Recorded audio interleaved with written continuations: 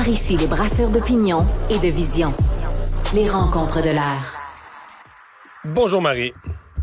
Salut Mario. Alors, drôle de scénario, alors que le gouvernement va déposer en fin de semaine une nouvelle offre bonifiée, donc plus d'argent sur la table pour les syndiqués du secteur public. On ne sait pas combien, est-ce que ça va vraiment être une offre un petit peu repeinte ou est-ce que ça va vraiment être une offre significativement différente? Ça, on va le découvrir dimanche. Mais le point, c'est qu'il y a déjà, de tous les syndicats, là, des manifestations le 6 novembre, le 8 et le 9, dans le cas des infirmières. Et on est plusieurs à se dire, ben là... les syndicats, ils peuvent pas, à leur manifestation, dire bravo les offres. Là, ils sont comme condamnés à dire que les offres sont pas bonnes, non? Ouais. T'as-tu l'impression, c'est comme le sketch est un petit peu écrit d'avance. Ben, là, un peu. Comme dans j'avais ça dans du théâtre, mauvais théâtre d'été, là, quand tu sais que la porte, elle va s'ouvrir, puis il y a quelqu'un qui va sortir, puis tu sais, t'es capable un peu de savoir le reste du scénario avant même qu'il soit arrivé. Fait que là, l'offre va être déposée, ils vont dire l'offre est épouvantable, c'est la pire qu'on a jamais imaginée, puis là, on va faire la grève avec des slogans contre l'offre, puis...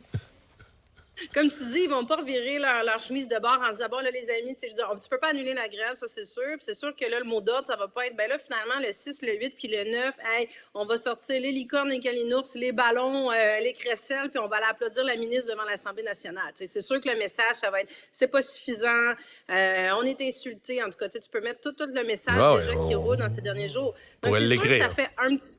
C'est ça. Après ça, bon, c'est une dynamique syndicale. C'est sûr qu'ils n'ont pas le choix de mobiliser leurs membres. Puis là, ces jours-là avaient été prévus.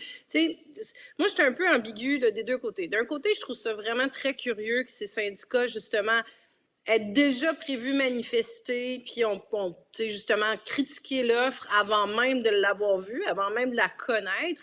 En même temps, le gouvernement, Sonia Lebel, elle attend dimanche pour la sortir. Il y aurait peut-être moyen aussi d'accélérer ça un peu. Puis l'avoir sorti avant, ouais, peut-être. Mais là, tu vois, Emmanuel Latraverse ce matin, elle disait, rendu là, la ministre devrait même pas sortir son offre. Là. Elle devrait laisser passer les manifestations en disant, il y a des manifestations d'annoncer, je vais les laisser passer, puis je déposerai mon offre après.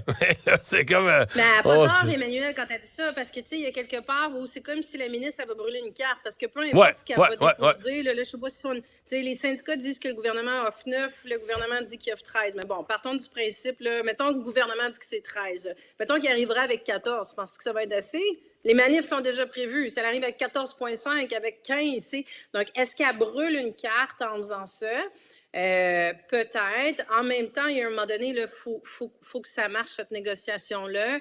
Puis c'est pour ça que je trouve ça, en tout cas, je suis encore un peu ambiguë sur le parti que je prends là-dedans, Mario, parce que moi, j'en suis avec Sonia Lebel quand elle dit depuis le début, on doit parler d'organisation du travail.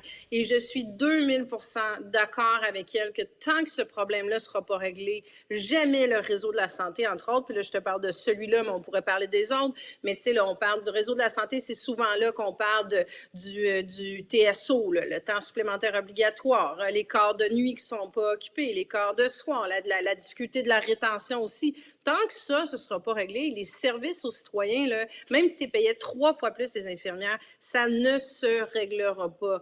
Donc, elle a raison d'insister là-dessus. D'un autre point de vue, les syndiqués ont raison en tabarouette. Là. Je veux dire, il y a quelque part où le contexte, ils se sont fait donner des primes super généreuses pendant la pandémie. Puis là, boum, là, c'est comme, là, on les enlève dessus, on les enlève pas, dans un contexte d'inflation. Les députés, moi, ça, je pense que, on se l'était dit, mais je vais leur dire, jusqu'à la fin de cette négociation-là, je ne comprends pas pourquoi le gouvernement a décidé là, en juin, de dire, hey, on s'augmente de 30 % notre salaire annuel, alors qu'il aurait pu attendre l'année prochaine. Attends la fin des négos. C'est comme s'il avait mis le benchmark à ce niveau-là, en plus de l'augmentation de 21 % à la SQ. C'est sûr que ça a mis le feu aux poudres. Puis là, les syndicats disent, là, nos membres sont craqués. C'est sûr qu'ils sont craqués. Ouais. Mais c'est ça. Puis là-dedans, c'est parce que quand tu dis l'organisation du travail, la différence entre les deux, c'est que l'organisation du travail... Pour moi qui paye, là, parce que de ça, c'est le contribuable qui va payer les impôts, qui vont payer les salaires, c'est que dans l'organisation du travail, il y a du potentiel d'amélioration du service. Donc, tu peux à la fois améliorer les conditions de travail, éviter le temps supplémentaire obligatoire, mais aussi mieux organiser le travail, je sais pas, moi, pour que les salles d'opération restent ouvertes plus longtemps. Puis je pense que quelque part, le contribuable qui est un peu perdu dans la négociation parce que les enjeux sont complexes, mais je pense qu'il y a quand même cet espoir-là de dire, ben oui, on est prêt à payer un peu plus, il y a eu l'inflation, on le sait, il faut respecter nos travailleurs notre secteur public, nos travailleurs des hôpitaux, des écoles, il faut les respecter, mais je pense que le citoyen se dit aussi, si moi, je peux aller chercher du meilleur service dans tout ça, des salles d'opération ouvertes plus longtemps, des choses comme ça, ben là, oui, on en veut de ça, là. Ben, je te donne, justement, il y a deux cas très, très concrets, là. Il y a la question, en CHSLD, on l'a souvent entendu, là, les gens, ils vont se dire, ben là, moi, mon père ou ma mère est en CHSLD, puis là, ce sera pas la même personne qui va le lever, qui va le coucher, par exemple. Tu as beaucoup de travailleurs qui disent, nous, on aimerait ça faire des quarts de 12 heures. On rentre à 8 heures, on sort à 8 heures. Donc, c'est la même personne qui va lever le patient, qui va le nourrir le midi, qui va le faire souper le soir, puis qui va l'accompagner aussi. Donc, en termes de parcours de soins, en termes de médicaments, de médication, de sécurité, écoute, il n'y a que des avantages. Puis ça, c'est un des enjeux. Quand les gens ils disent, ben là, mon proche qui est en CHSLD va avoir vu 4 infirmières dans une journée différente, puis là, ils ne le connaissent pas parce que là, il y a eu un changement de chiffre, là, il a fallu qu'on appelle quelqu'un d'une agence. C'est des choses comme ça, l'organisation. Donc, c'est vraiment très concret. Donc, c'est sûr que ça fait une différence. Puis comme tu dis, les salles, écoute, les opérations, on en a parlé toute la semaine, de voir le nombre de Québécois à l'heure actuelle qui sont en attente d'une chirurgie, puis on se retrouve encore avec des situations, tu as des hôpitaux à 3 heures, ben là, c'est terminé. La salle roule plus. Donc, il faut qu'il y ait un bout qui soit fait de ce côté-là. Sinon, on va, ben oui, les salaires vont avoir augmenté, ce avec quoi je suis absolument d'accord, mais il faut que les services suivent. Puis c'est ça l'enjeu. Puis là, on est dans une méga bataille, Mario, d'opinion publique. Tu l'as vu, on a entendu François Legault aujourd'hui qui dit, ben c'est pas vrai que les syndicats vont prendre la population en otage. Donc, j'ai trouvé qu'il était allé un petit peu fort aujourd'hui, avec cette déclaration. Oui, parce que les infirmières vont être obligées de toute façon de respecter la loi sur les services essentiels. Là. Fait que ça, j'ai trouvé effectivement que c'était un petit peu tiré par les cheveux. Mais tu sais, ce qui est ridicule, c'est qu'on est tellement en manque de personnel, parce que souvent, là, nos urgences et nos hôpitaux, ils roulent pas à 100%. Fait que si le Conseil des services essentiels impose, exemple, 85 de présence, mais dans certains cas, ça fait aucune différence. De toute façon, c'est triste à dire, c'est pathétique, mais de toute façon, on roule à 85 pareil parce qu'on manque de monde.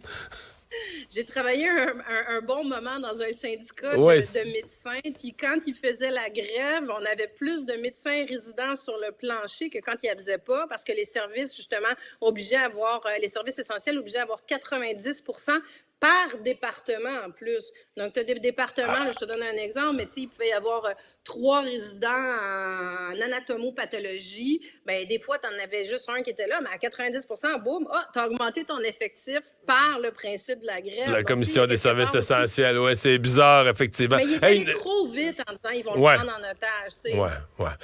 Il nous reste une minute pour parler de la ministre de l'Habitation, la ministre du Logement, pour qui ça va pas tellement mieux, là, sa commission parlementaire, pour passer son projet de loi.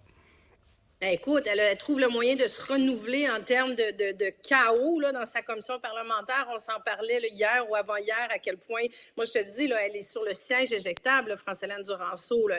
Puis là, non seulement ça fait 2-3 fois qu'elle reporte le début de son projet de loi, elle avait déposé un projet de loi sur le logement à la fin de la saison passée.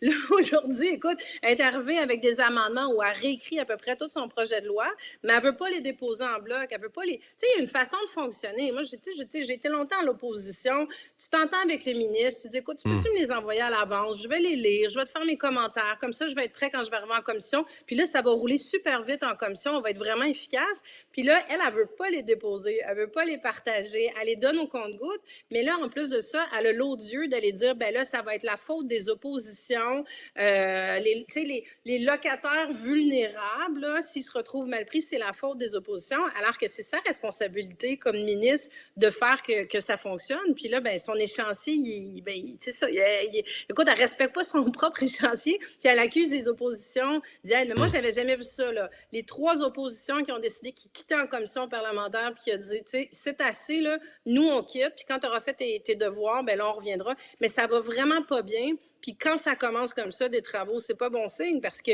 la ministre, il faut qu'elle donne le ton, mais les oppositions donnent le rythme. Donc, tu sais, ça risque d'être pénible. Ça risque d'être pénible longtemps. Hey, merci. Bye, Mario. Bye-bye.